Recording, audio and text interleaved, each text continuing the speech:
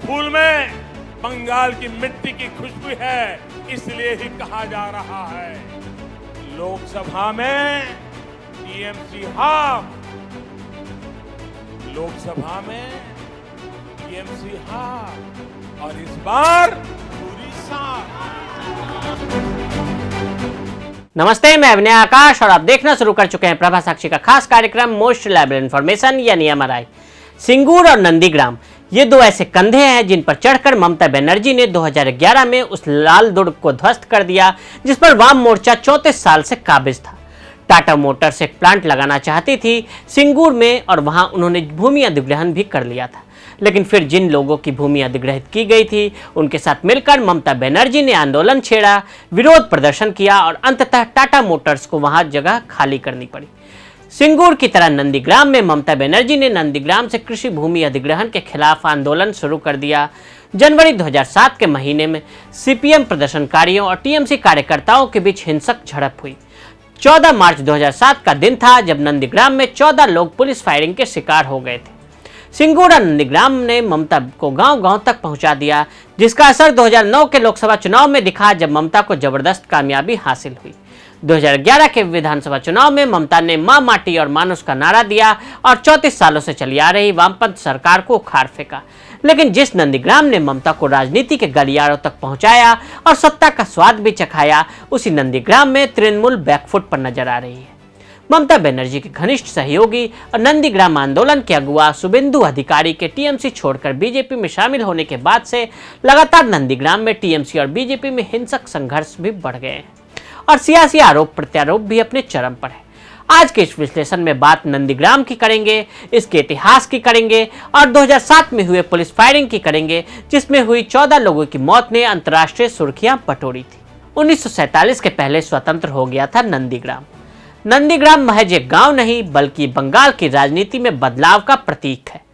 पश्चिम बंगाल के राजनीतिक इतिहास में भी इसका महत्वपूर्ण स्थान है। स्वतंत्रता के पहले भी नंदीग्राम ने अपने उग्र आंदोलन के कारण ब्रिटिश शासन को झुकाने में सफलता हासिल की थी। नंदीग्राम को अंग्रेजों से 2 बार आजादी मिली। 1947 में देश की स्वतंत्रता से पहले तामलुक को अजय मुखर्जी, सुशील कुमार धारा, सतीश चंद्र सामंत और उनके मित्रों ने नंदीग्राम के निवासियों की सहायता से अंग्रेजों से कुछ दिनों के लिए मुक्त कराया था और ब्रिटिश शासन से इस क्षेत्र को मुक्त करा लिया था।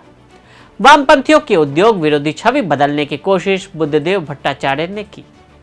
2007 में जब नंदीग्राम में हिंसा हुई तब राज्य में वाम मोर्चा की सरकार थी और मुख्यमंत्री थे बुद्धदेव भट्टाचार्य।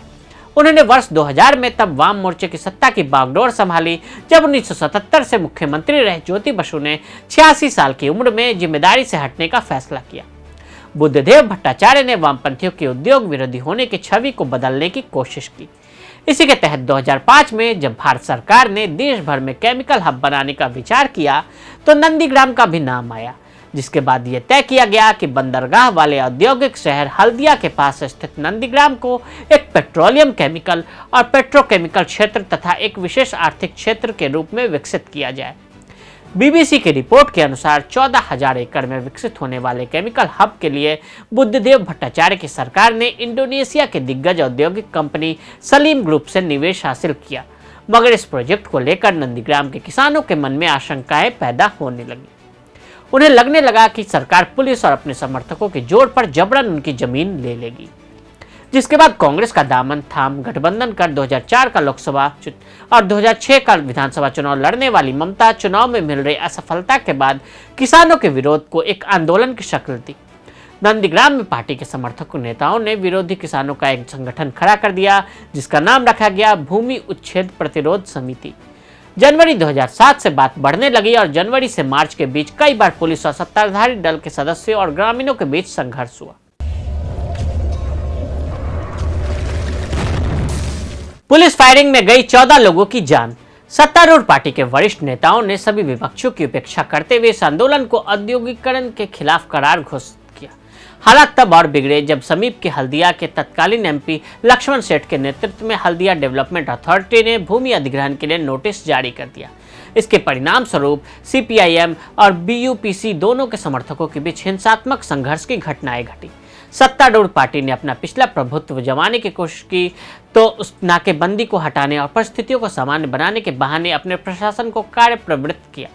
बंगाल के CM ने नंदीग्राम से प्रदर्शनकारियों को हटाने के लिए 2500 पुलिसकर्मियों के दस्ते को नंदीग्राम भेजा। 14 मार्च 2007 की रात को पार्टी के कार्यकर्ताओं ने अपराधियों की सहायता से राज्य पुलिस के साथ मिलकर एक ज्वाइंट ऑपरेशन किया। 14 मार्च की रात को पार्टी के कार्यकर्ताओं ने राज्य पुलिस के साथ मिलकर एक ज्वाइंट ऑपरेशन किया और 14 लोगों को पुलिस फायरिंग का शिकार बनाया। लेफ्ट ने गवाई कुर्सी और सत्ता के शिखर पर पहुंची ममता बनर्जी के नेतृत्व में कई लेखकों, कलाकारों, कवियों और शिक्षा शास्त्रियों ने पुलिस फायरिंग का कड़ा विरोध किया, जिससे परिस्थितियों पर अन्य देशों का ध्यान आकर्षित हुआ। कलकत्ता उच्च न्यायालय ने स्वतः संज्ञान लेते हुए घटना की CBI जांच का आदेश दिया। परिणाम स्वरूप सरकार को अपना फैसला बदलना पड़ा। बड़े पैमाने पर चले इस आंदोलन की वजह से ममता बनर्जी जनमानस में अपनी छवि बनाने में सफल रही और फिर पश्चिम बंगाल की सत्ता पर काबिज होने में भी सफल रही। नंदीग्राम में हर वोट कुछ कहता है। यहाँ 2,75,000 वोटर हैं। नंदीग्राम विधानसभा पूर्व मेदिनीपुर जिले में आती है। विधानसभा 2 भागों में नंदीग्राम 1 और 2 में बटी है। नंदीग्राम 1 में अल्पसंख्यकों की आबादी करीब 35% है। नंदीग्राम 2 में अल्पसंख्यक आबादी करीब 15% है।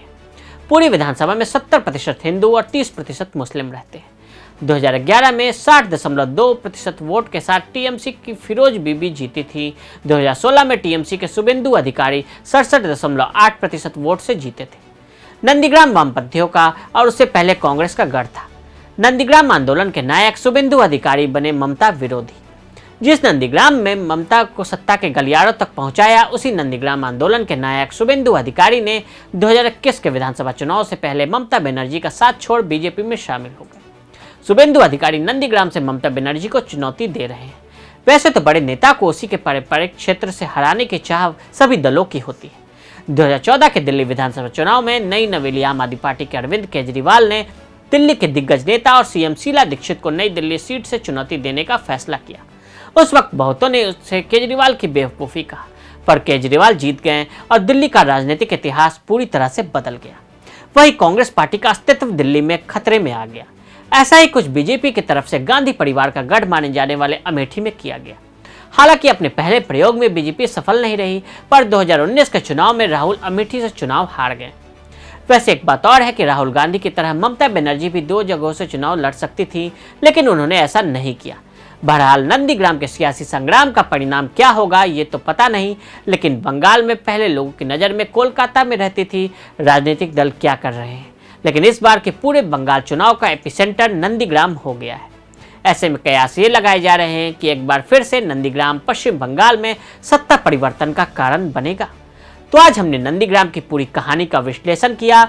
आज के लिए दे इजाजत और ऐसी रिपोर्ट्स को देखने के लिए प्रभा साक्षी के साथ लगातार बने रहें। वीडियो को देखने के लिए फेसबुक और ट्विटर पर हमें फॉलो करें, यूट्यूब पर प्रभा साक्षी को सब्सक्राइब करें।